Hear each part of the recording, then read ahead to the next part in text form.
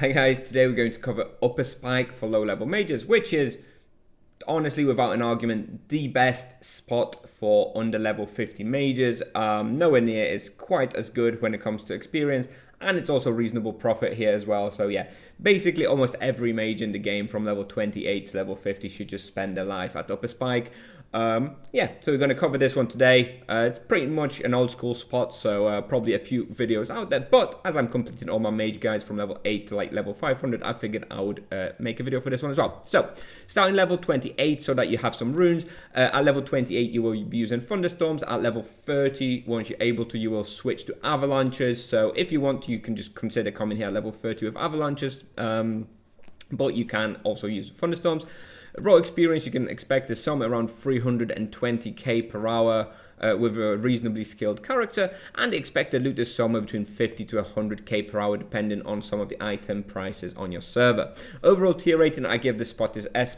I have to, this is arguably one of the better spots in the game for a particular level range. Very, very good. Difficulty, I give it about a 5 out of 10. This is because, there is a lot of Khorims in one of the sections that you hunt, and it can be a bit tricky. There's like 12 of them at times, and they deal a lot of physical damage. So the difficulty comes from having to weave in your stealth rings sometimes. You want to bring a few stealth rings, and if you see that you're getting overwhelmed with the Khorims, you need to put your stealth ring just to survive. So that's where the difficulty comes from. It's not the easiest spot in the game, but also it's not really that hard. If you have some stealth rings, it shouldn't be too difficult. In regards to Bestiary, it'll take about an hour for Khorim Charlatan, 2 hours for Skirmisher, 2 hours for Mummy, 2.5 hours for Gargoyles, and 6 hours for Crypt Shambler. Now, you will never be here for 6 hours because you will overlevel this place, and unfortunately, you can't come here once you leave after level 50. So that that's just for reference. You're going to get some progression on Crypt Shamblers and Demon Skeletons and stuff, but you're never going to finish it. And just a final note that a lot of the profit, at least on my server, comes from the flasks of embalming fluid from the mummies. So make sure to be picking those up because that's where the profit in this place is from. So requirements, level 28 plus. Well, technically I think you can come here at level 25, but it's not worth until you have your runes. So level 28 for thunderstorms. At level 30 you want to upgrade to avalanches. There's no access quest required. This place can be effectively hunted by basically kind of everybody. Even knights can hunt here. However, at this low level they'll struggle with the ghosts. So knights is kind of like but paladins can hunt here. They're not going to get as good results, obviously, as mages, but they can still use runes. They still have strong single target attack. So paladins can make it work. Duos can make it work as well. There should be enough respawn. Team hunt, probably too tricky. Wouldn't recommend it. For imbuements, as always, at least one powerful void or 2 times basic void for a low level mage is my recommendation.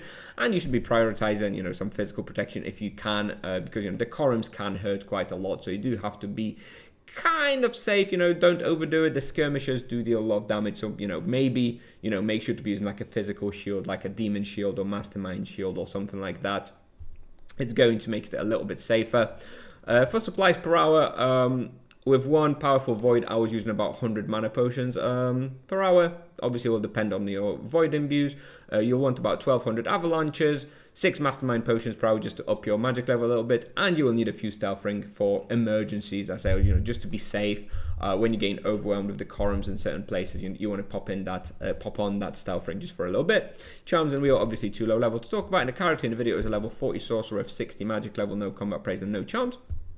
And now I will show you the route that I take. Now, I don't remember exactly which level of Upper Spike this is, so you're going to have to check that out. I think it might be the -3. But bottom line is, this is the most important section here.